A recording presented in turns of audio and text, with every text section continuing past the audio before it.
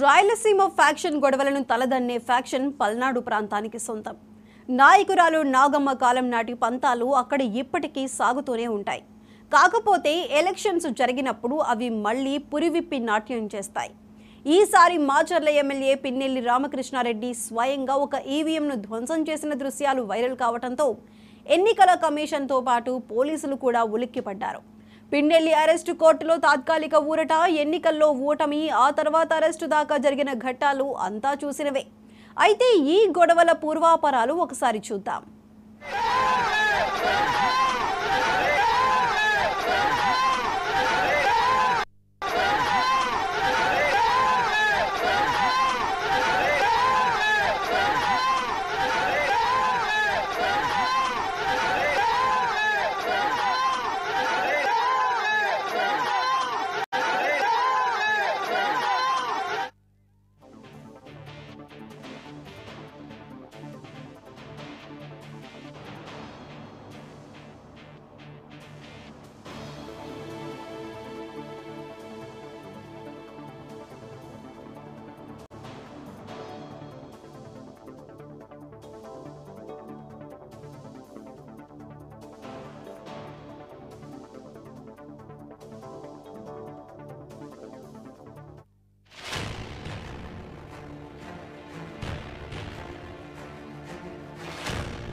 పిన్నెల్లి, జూలకంటి కుటుంబాల మధ్య వైరమే ప్రధానంగా మాచర్ల ప్రాంతంలో ఫ్యాక్షన్ రాజకీయం.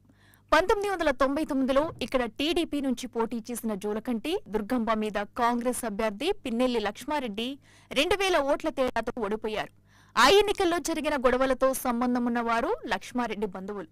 వాళ్లు దుర్గి పోలీస్ స్టేషన్లో సంతకాలు పెట్టి వస్తుండగా ఒక లారీలో వెంబడించి వాళ్ల కారును ఢీకొట్టి పారిపోతున్న 7గురిని నరికి చంపారు జూలకంటి వర్గీయులు. అప్పుడు జూలకంటి దుర్గంబ అధికార తెలుగుదేశం పార్టీ ఎమ్మెల్యే. ఇప్పటి గొడవలకు బీజం అప్పుడే పడింది. జూలకంటి కుటుంబం మీద పిన్నెల్లి కుటుంబం రగిలిపోతూ వచ్చింది. ఆ తర్వాత 2004లో ఆమె కొడుకు జూలకంటి బ్రహ్మానందరెడ్డి పోటీ చేశారు. కాంగ్రెస్ నుంచి అదే పిన్నెల్లి లక్ష్మారెడ్డి మళ్లీ బరిలో దిగారు.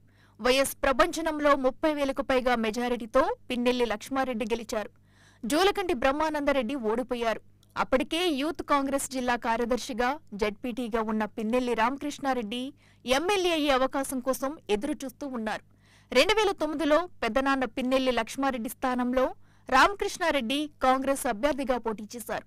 ఆయన కూడా బ్రహ్మానందరెడ్డిని దాదాపు 10,000 తేడాతో ఓడించారు. అలా మొదటిసారి పిన్నెల్లి రామకృష్ణారెడ్డి అసెంబ్లీలో అడుగుపెట్టారు. 2 సార్లు ఓడిన జూలకంటి బ్రహ్మానందరెడ్డి 15 ఏళ్ల పాటు ఎన్నికలకు దూరమయ్యారు. వైఎస్ చనిపోయాక జగన్ కోసం కాంగ్రెస్ కు రాజీనామా చేసిన పిన్నెల్లి రామకృష్ణారెడ్డి 2012 ఉప ఎన్నికల్లోనూ గెలిచారు. అయితే అప్పుడు ఆయన ప్రత్యర్థి చిరుమామిళ్ల మధుబాబు ఖమ్మ అభ్యర్థిని బరిలోదించినా తెలుగుదేశం పార్టీకి గెలుపు దక్కలేదు. ఆ తర్వాత 2014, 2019 ఎన్నికల్లో కూడా తెలుగుదేశం అభ్యర్థులను మారుస్తూ విఫల ప్రయోగాలు చేసింది. మొత్తంగా పిన్నెల్లి 4 వరుస విజయాలు నమోదు చేసుకున్నారు. నిజానికి పిన్నెల్లి రామకృష్ణారెడ్డికి ముందు ఎవరూ మాచర్లలో ఒకసారికి మించి ఎమ్మెల్యేగా గెలవలేదు. టీడీపీ అభ్యర్థులను మార్చినా ఫలితం కనబడలేదు.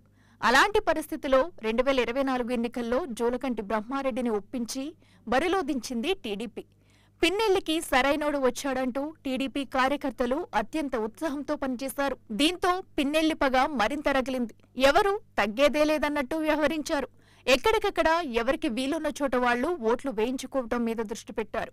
అధికారంలో ఉండగా పిన్నెల్లి సోదరులు అనేక అక్రమాలకు పాల్పడ్డారని, వ్యతిరేకించిన వాళ్ల మీద అక్రమ కేసులు బనాయించేవారని ఇప్పుడు ఒక్కొక్కరుగా బయటకు వచ్చి చెబుతున్నారు. అన్న రామకృష్ణారెడ్డి పేరు మీద తమ్ముడు వెంకటరావు పాలన సాగించారని ఆరోపిస్తున్నారు. ఎన్నికల్లో అదే తరహా దౌర్జన్యం సాగించాలని ప్రయత్నించారన్నది టీడీపీ ఆరోపణ. టీడీపీ అభ్యర్థిగా జూలకంటి బరిలో నిలవటంతో తెలుగుదేశం కార్యకర్తలకు ధైర్యం పెరిగింది. ఎక్కడా తగ్గకూడదనే ఉద్దేశంతో పనిచేశారు. అయితే పిన్నెల్లి ఈ తరహా ధిక్కరాన్ని సహించేందుకు సిద్ధంగా లేరు. ఈ క్రమంలోనే ఒక బూత్లోకి వెళ్లిన పిన్నెల్లి అక్కడ ఈవీఎంను నేలకేసి కొట్టిన దృశ్యాలు కొంత ఆలస్యంగా బయటకొచ్చాయి. దాని ఆధారంగా అతని మీద కేసు పెట్టి పోలీసులు గాలింపు చేపట్టారు. అయితే అంతకు ముందు జరిగిన రిగ్గింగ్ దృశ్యాలు వదిలేసి ఈ వీడియో మాత్రమే బయట పెట్టారన్నది వైసీపీ వాదన. ఏమైనా ఒక ఎమ్మెల్యే స్వయంగా ఈవీఎం ధ్వంసం చేయటం వార్తల్లోకెక్కింది. ఆ వీడియో ముందుగా ఈసీ దృష్టికి రాకపోవడానికి కారణమేమిటి? అక్కడ సీసీటీవీ ఫుటేజ్ బయటికి వెళ్ళడానికి ముందు పోలీసులకు అందకపోవడం ఎవరి వైఫల్యం? ఈ ప్రశ్నలతో ఉక్కిరిబిక్కిరైన డీజీపీ వెంటనే పిన్నెల్లి అరెస్టుకు ఆదేశించారు. అలా పోలీసు వేట మొదలవడంతో పిన్నెల్లి తప్పించుకునే మార్గాలు వెతుక్కున్నారు. ఎన్నికల్లో అభ్యర్థి కావడంతో లెక్కింపును దృష్టిలో ఉంచుకుని హైకోర్టు ఆయనకు ఊరటనిచ్చింది. అయితే ఆ తర్వాత ఈ కేసులో ప్రధాన నిందితుడైన పిన్నెల్లి రామకృష్ణారెడ్డి అరెస్టు నుంచి తనకు రక్షణ కావాలని హైకోర్టును ఆశ్రయించారు. ముందస్తు బెయిల్ కోసం ఆయన దాఖలు చేసిన పిటిషన్ను హైకోర్టు కొట్టివేసింది. మొత్తం 4 బెయిల్ పిటిషన్లను విచారించిన హైకోర్టు వాటిని త్రోసిపుచ్చటంలో ఆయన అరెస్టు అనివార్యమైంది. కోర్టు దగ్గరే వేచి ఉన్న పోలీసులు ఆయనను అదుపులోకి తీసుకున్నారు. కోర్టు ఆదేశాల ప్రకారం నెల్లూరు జైలుకు తరలించారు. అయితే కోర్టుకు వెళుతున్న సమయంలోనూ ఆయన వివాదాల్లో చిక్కుకున్నారు. దారికి అడ్డంగా నిలబడ్డ తెలుగు యువత నాయకుడు షేక్ హ్యాండ్ ఇవ్వబోయాడని, అందుకు నో చెప్పిన పిన్నెల్లి అతన్ని కడుపులో బలంగా కుట్టారని టీడీపీ ఆరోపిస్తుంది. రెచ్చగొట్టే ప్రయత్నం చేశారన్నది వైసీపీ నాయకుల వాదన. పోలీసుల సమక్షంలోనే ఈ ఘటన జరిగింది. ఏమైతేనేం శివ ఫిర్యాదు మీద మాచర్ల టౌన్ పోలీసులు సెక్షన్ 303 కింద ఇప్పుడు ఇంకో కేసు పెట్టారు. ఇంకోవైపు రామకృష్ణారెడ్డి తమ్ముడు వెంకటరామరెడ్డి పరారీలో ఉండగా ఆయన కోసం పోలీసులు గాలిస్తున్నారు. పిన్నెల్లి మీద ఇంకా ఎన్ని కేసులు పెడతారోనన్న భయం వైసీపీని వెంటాడుతుంది. ఆయన ఇప్పట్లో బయటికి వచ్చే అవకాశాలు లేవన్న ఊహాగానాల మధ్య మాచర్లకు పిన్నెల్లి స్థానంలో మరో బలమైన నాయకుడు కావాలని వైసీపీ ఆలోచిస్తుంది. పిన్నెల్లి రాజకీయ భవిష్యత్తు ప్రశ్నార్థకరంగా మారడంతో మంగళగిరి మాజీ ఎమ్మెల్యే ఆర్కేను మాచర్ల ఇన్ఛార్జిగా పంపే విషయం వైసీపీ పరిశీలనలో ఉన్నట్టు తెలుస్తుంది.